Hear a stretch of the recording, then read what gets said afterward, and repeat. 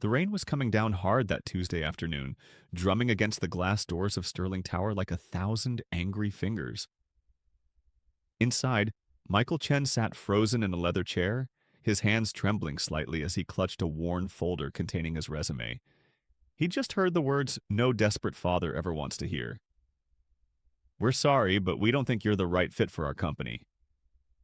The interviewer's smile had been polite but final, and now Michael was being escorted out, his last hope for keeping his daughter in their apartment slipping away with each step toward the exit. What he didn't know was that someone had been watching the entire interview through the glass walls of the conference room. Someone who was about to chase him into that storm and change everything. Before we continue with Michael's incredible story, I want to invite you to join our Kindness Hub family. If stories about compassion and the amazing power of human kindness touch your heart, please hit that subscribe button and turn on notifications so you never miss a video. Drop a like if you believe in the ripple effect of one kind act, and leave a comment telling us about a time someone's kindness changed your day. Your engagement helps us spread these important messages to more people who need to hear them. Now, let's get back to Michael's story, because what happens next will restore your faith in humanity. Michael had been a single father for 3 years now, ever since his wife Sarah passed away from cancer. Their daughter Emma was only 5 years old when it happened, and now at 8, she was the entire world to Michael. Every decision he made, every sacrifice, every sleepless night was for her. He'd been working as a junior accountant at a small firm, barely making enough to cover rent, food, and Emma's after-school care. But 2 months ago, the firm had downsized, and Michael found himself unemployed for the first time in his adult life. The bills had piled up quickly. The medical debt from Sarah's treatment still haunted them, appearing in collection notices that seemed to multiply in his mailbox. Michael had applied to 47 companies over the past 8 weeks. He'd received 46 rejections or no responses at all. Sterling Enterprises was number 47, and it had been his best shot yet.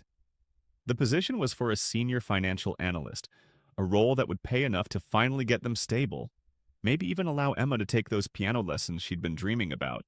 Michael had prepared for a week straight for this interview, staying up late after putting Emma to bed, reviewing financial models and market analyses until his eyes burned. He'd borrowed a suit from his neighbor because his own had become too worn at the elbows. He'd practiced his answers in the mirror, trying to project confidence he didn't entirely feel. And for the first 40 minutes of the interview, he thought maybe, just maybe, this was it. The 3-person panel had nodded appreciatively at his responses. They'd seemed impressed by his problem-solving approach to their hypothetical scenarios. Then they'd asked about gaps in his employment history. Michael had been honest, perhaps too honest. He'd explained about being Emma's primary caregiver, about the times he'd had to leave work early for parent-teacher conferences or when she was sick. He'd mentioned the month he'd taken off when Sarah was in her final days, wanting to be there for both his wife and daughter. He'd seen the shift in their expressions immediately. The warm interest had cooled into professional distance. One interviewer had glanced at her watch. Another had shuffled his papers. "We need someone who can be fully committed," the lead interviewer had said, her voice gentle but firm. "Someone without divided attention, I'm sure you understand." Michael had understood perfectly. He was being rejected not because he lacked skills or experience, but because he was a devoted father. The irony was crushing. He was trying to provide for his daughter, but his love for her was the very thing preventing him from doing so. As the security guard politely walked him toward the elevator, Michael felt something break inside his chest. How was he going to tell Emma they might have to move again? How could he explain that dinner might be cereal for another week? He'd made it to the lobby before the tears started to blur his vision. The security guard had given him a sympathetic pat on the shoulder before returning to his desk. Michael stood there for a moment, staring out at the rain, trying to compose himself. He didn't have money for an umbrella. The one he'd owned had broken last month, and replacing it seemed like an unnecessary expense. He took a deep breath, clutched his folder to his chest, and pushed through the doors into the storm. The rain soaked through his borrowed suit within seconds. The folder began to disintegrate in his hands, the ink on his carefully printed resumes running in blue rivers. Michael didn't care anymore. He walked quickly, head down, just wanting to get to the bus stop and get home before Emma returned from school. His neighbor, Mrs. Rodriguez, was watching her, but he needed to be there when she got home. He needed to hug his daughter and remember why he kept fighting. "Excuse me, sir, wait." The voice was barely audible over the rain, but something made Michael turn around. A man was running after him, not jogging or walking quickly, but actually running through the downpour. He was tall, maybe in his mid-50s, with silver hair that was now plastered to his head. His expensive suit was getting just as ruined as Michael's borrowed one. In his hand, he carried a black umbrella, still unopened.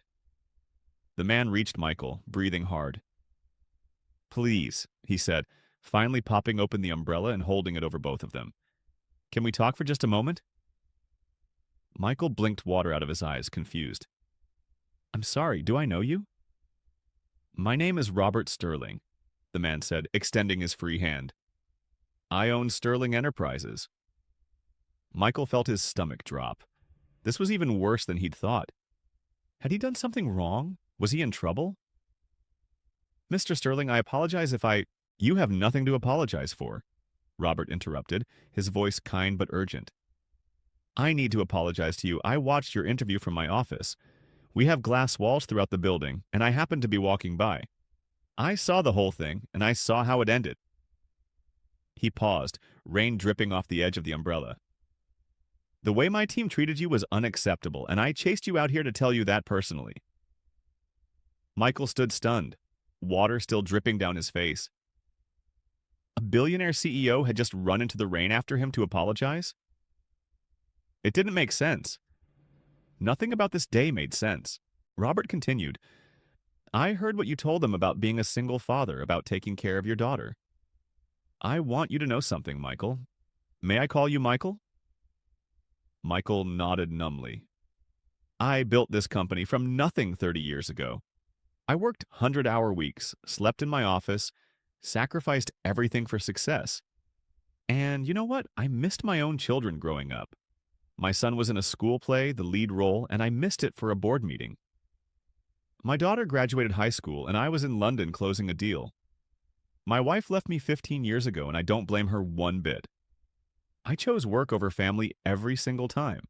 The billionaire's eyes were distant now, lost in regret. "My kids are adults now, and we're not close. We're polite, cordial. But there's a distance there that I put between us, and I can never get those years back.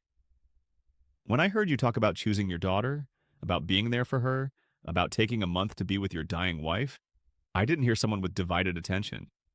I heard someone with the right priorities. I heard someone with character." Michael felt fresh tears mixing with the rain on his face. But these were different. "Mr. Sterling, I appreciate you saying that, but your team made their decision." "My team made the wrong decision," Robert said firmly. "And I'm overriding it. Michael, I don't just want to give you the financial analyst position. I want you to come work directly with me as my executive consultant. The pay is 3 times what the analyst role offered. The hours are flexible because I believe people should be present for their families. And we have the best health insurance in the state, which will cover you and your daughter completely." Michael's knees almost gave out. "I don't understand. Why would you do this for me?" Robert smiled, and it transformed his whole face, making him look younger and lighter. "Because watching you in that interview reminded me of what matters. You have technical skills, absolutely. Your answers were brilliant. But more importantly, you have integrity. You have priorities. You understand that there are things more valuable than profit margins and quarterly reports. My company has become successful beyond my wildest dreams, but somewhere along the way we lost sight of what makes businesses truly great. People who care about more than just work. People like you." The rain was starting to lighten now, turning from a downpour to a steady drizzle. Robert reached into his jacket pocket and pulled out a business card, somehow still dry. "This has my direct number. I want you to take the weekend, talk it over with your daughter if you'd like, and call me Monday morning. We'll get all the paperwork sorted out and you can start whenever you're ready." Michael took the card with shaking hands, staring at it like it might disappear. "Mr. Sterling, I don't know what to say. This is beyond anything I could have imagined. Say you'll give me a chance to do something right. Robert replied. Say you'll help me build a company that values people, not just productivity. Say you'll remind me and everyone else in that building that our employees are human beings with families and lives and responsibilities that matter just as much as our bottom line. He paused, his voice growing softer. And maybe if you're willing, say you'll bring your daughter by the office sometime. I'd like to meet the young lady who has such a wonderful father. They stood there under the umbrella, two men from completely different worlds connected by a moment of radical kindness. Michael finally found his voice. I'll call you Monday morning, first thing. And thank you, Mr. Sterling. You have no idea what this means to us. Please, call me Robert. The billionaire smiled again. And I think I have some idea. I saw your face when they rejected you. I saw a father who was terrified of letting down his child. That's something I should have felt more often myself. He handed Michael the umbrella. Take this. Get home to Emma. I can get another one. Before Michael could protest, Robert was already walking back towards Sterling Tower, his expensive suit soaked through but his stride confident and purposeful. Michael watched him go, still processing what had just happened. That weekend, Michael did talk to Emma about it. He told her about the interview, about the rain, and about the man who chased him into the storm. Emma had hugged him tight and said, "He sounds like a good person, Daddy. I think you should work with him." Her simple wisdom, as always, was exactly what Michael needed to hear. Monday morning, Michael made the call. By Tuesday, he was signing paperwork. By Wednesday, he was sitting in an office with a view of the city, working alongside Robert Sterling himself. And true to his word, Robert had completely changed the company's culture. Within 6 months, Sterling Enterprises had implemented flexible working hours, enhanced parental leave, and on-site childcare facilities. Employee satisfaction scores went up. Surprisingly, so did productivity. Turns out when people felt valued as human beings and not just workers, they performed better. Emma did visit the office many times. She and Robert developed a grandfather-granddaughter relationship that filled a void in both their lives. Robert attended her piano recitals, the ones Michael's new salary and schedule allowed her to finally have lessons for. He never missed a single one. The story of what happened that rainy Tuesday spread throughout the company, and eventually to the business community at large. Other companies started examining their own hiring practices and policies. Robert began speaking at conferences about the importance of compassion in corporate leadership. He always told Michael's story, always with permission, and always with the same message. Business success and human kindness are not opposing forces. As for the 3 interviewers who had rejected Michael, Robert didn't fire them. Instead, he sat down with them and had a long conversation about unconscious bias, about the assumptions we make regarding parents in the workplace, and about how we define commitment and dedication. It was a teaching moment, not a punishment. 2 of the 3 became champions of the company's new family-friendly policies. The third eventually left to start their own company, one that valued work-life balance from day one.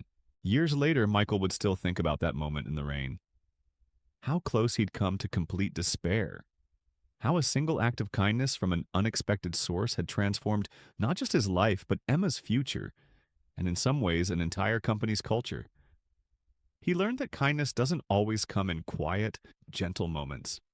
Sometimes it comes running through a storm, chasing you down when you've lost all hope. The most beautiful part of the story is what happened next. Michael, remembering how it felt to be seen and valued when he was at his lowest, made it his mission to pay that kindness forward. He volunteered to review resumes of other single parents. He mentored young professionals who were struggling to balance family and career. He became the person for others that Robert had been for him, and Robert, for his part, reconnected with his own children. It wasn't easy and it took time, but the conversation with Michael that rainy day had cracked open something in his heart that he'd locked away for decades. His daughter eventually forgave him, especially after meeting Emma and seeing how her father had changed. His son took longer, but they eventually found their way back to each other. This story reminds us that kindness isn't just about grand gestures or huge amounts of money, though Robert's job offer certainly changed Michael's circumstances. It's about seeing people, really seeing them, in their struggles and their humanity. It's about recognizing that the things we often dismiss as weaknesses, like Michael's devotion to his daughter, are actually profound strengths. It's about understanding that we all have the power to chase someone into the rain when they need it most. So the next time you see someone struggling, someone who's just been knocked down by life, remember Michael and Robert. Remember that one moment of genuine kindness, one choice to care when you could just as easily walk away, can create ripples that spread further than you'll ever know. Maybe you can't offer someone a job or change their financial situation, but you can offer dignity, respect, and compassion. You can see them as a whole person, not just their circumstances. Be the person who runs into the rain. Be the person who chases down hope when someone else has lost it. Be the person who remembers that behind every resume, every interview, every interaction, there's a human being with a story, with people they love, with struggles they're carrying. That's the kind of world we can build together, one act of kindness at a time. And just like that rainy Tuesday afternoon, you never know when your kindness might change everything.